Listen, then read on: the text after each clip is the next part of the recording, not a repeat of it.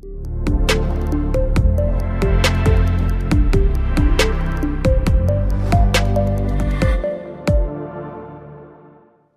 afternoon, Control Alt listeners, and welcome to another episode of Control Alt Listen. Today I'm coming to you live from South Africa, in Johannesburg in South Africa, at the OpenText Summit in Johannesburg. And today I have a very, very special guest with me, Aki Anastasiou. Aki, welcome to the show. Thank you, Suren. Nice to be here. Yeah, Aki, you know, it's always been a childhood thing for me to get you on the show at some stage, because I remember you from 702 days being a fellow South African. Yes. So, Aki, can you tell us, for the benefit of the audience, could you tell us a little bit about who Aki is and how your role as a tech evangelist and journalist evolved? So, my name is Aki Anastasiou, and I've spent most of my years on radio. I started one of the first radio shows, technology shows, which ran for about 30 years, and then I've hosted a couple of television shows and on TV. And really, what my premise is that I just found technology fascinating. I started doing this technology show before we had the internet in South Africa, and the whole idea behind it was to make technology easier for people to understand, because technology is quite intimidating, right? Yeah. You mentioned fancy words and the internet, and 20 years ago people got intimidated, just like they do with AI today. Exactly. So you got to take that and bring it down a few levels and say to people, this is what it's about, and make it easy for people to understand. And that was what my technology shows were all about. Great, thanks, Aki. I think, when you said that, I think accessibility is something that's close to everybody's hearts in South Africa. No doubt. And I think it's incumbent upon all of us to make technology accessible. So we really appreciate having people like you who are evangelizing that kind of story in this show. No, thank you. And it's great to be here. It's the second time I'm doing this OpenText event. And it's just amazing to see the work that OpenText does, and how you're helping organizations unlock the value through the technologies and the innovations that you guys have. And this is where the world is today, right? It's all driven by technology, and technology is the glue that holds kind of everything together. I've been living in the UK for 10 years, so I've kind of been caught up in the tech trends that are happening in the UK. Yes.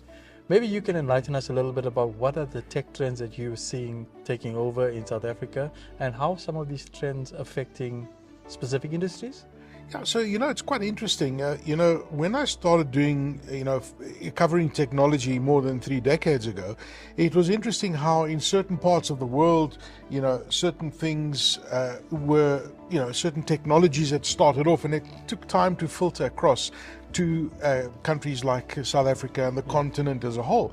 But today we have technology that is present, and it affects everybody because it touches every single business in some way or another.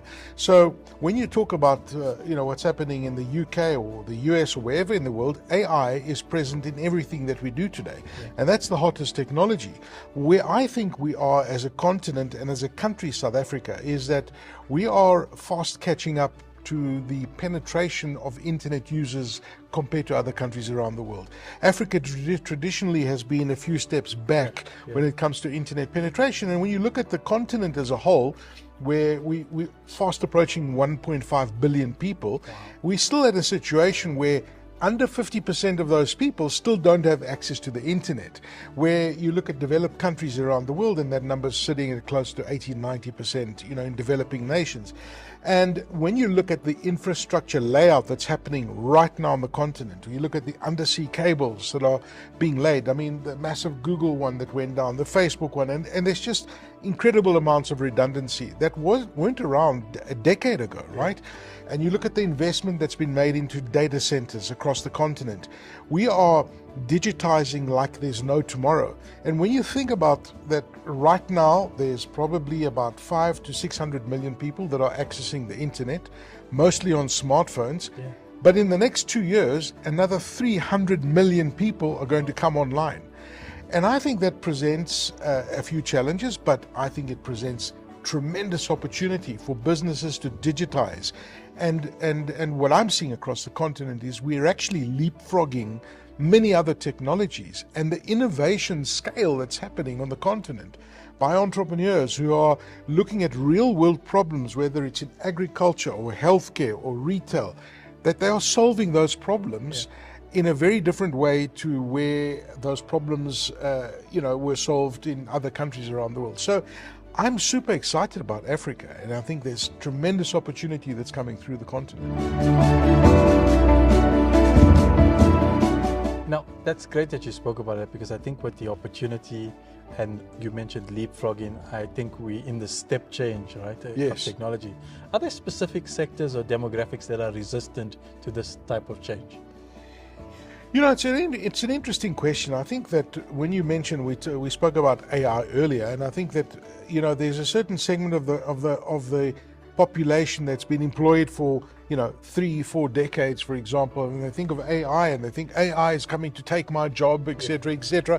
And yes, to a large degree, that was the notion for many years. And yes, AI is doing things very differently, and it's adding automation, and it's adding a different dynamic to the way we do things. But what it's doing is it's taking mundane tasks, it's unlocking value within organizations, and it's really creating and unlocking tremendous amounts of innovation.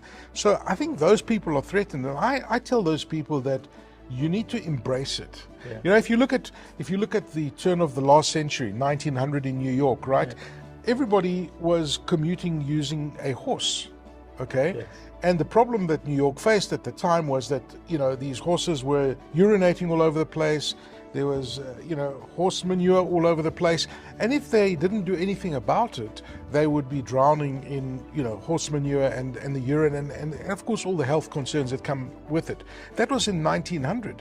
Literally 13 years later comes the motor vehicle, and of course when you look at some pictures of New York, in 13 years, those horses were made redundant, but horses are still around today, and horses are performing different tasks, whether it's horse jumping or whatever it might be. But the point is, as technology evolves, even in farming, you look at what guys like John Deere are doing, automated harvesters and that sort of thing. I was playing with one in Las Vegas. I was controlling a truck that was in Dallas, hundreds of miles away, but farmers are able to produce more, they're able to have better tools at their disposal, they're understanding the weather environment, and AI is helping them farm better. So if AI can do things better, should we not be investing our time to understand how it works and augment ourselves? And this is my favorite word here at this conference, is that AI is augmenting us as human beings together to do things better, right? Yeah, and I think when I did my keynote earlier, one of the things I said is it's removing no joy work, because I think all of us, if we look deeply, there are elements of our job that are mundane, right? That some we can give it away, so that we can focus our human capital of where it needs to be delivered. So I think what you're saying is absolutely spot on. I'll give you another example. I said, many of my years at 702, I did technology, but I was the traffic guy, right? Yes. I used to fly around in a helicopter and look down and report accidents were there and there.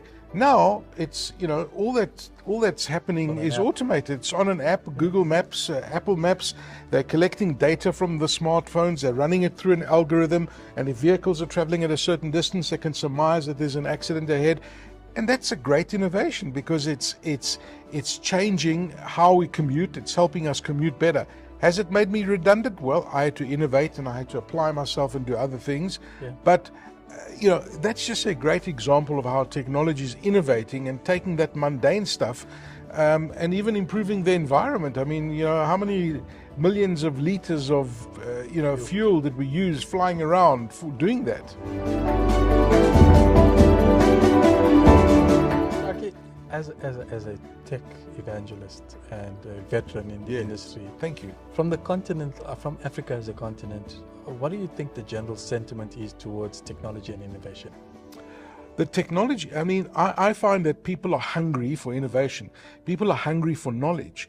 And I think that the biggest challenge we face, not only as a continent, but the technology industry itself, across the world, is the lack of skills, right? Because there's a massive demand for people who have studied computer science, specializing in data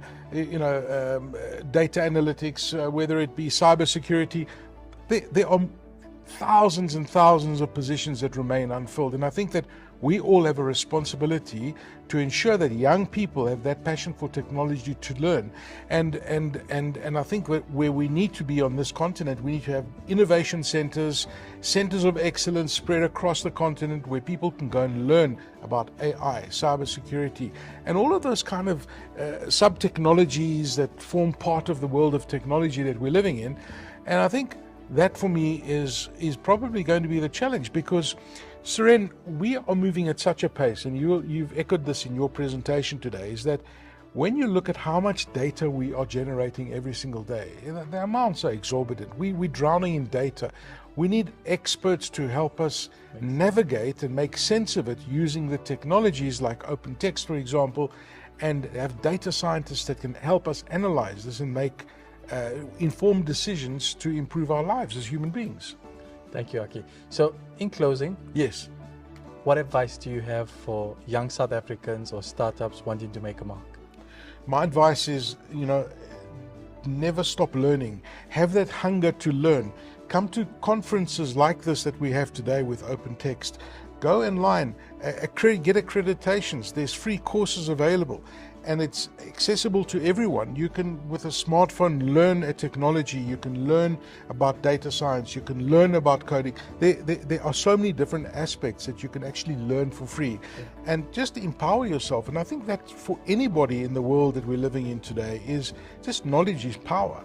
And if you empower yourself with understanding how things work and learn new skills, if there's one thing I know, is that we must never stop reinventing ourselves, never stop reskilling ourselves, because the moment you do that, you will become redundant and you will become irrelevant. So always have that forward thinking of understanding where the world is going, where technologies are going. Learn, don't stop learning. Great advice. Aki, thank you so much for making the time on the show.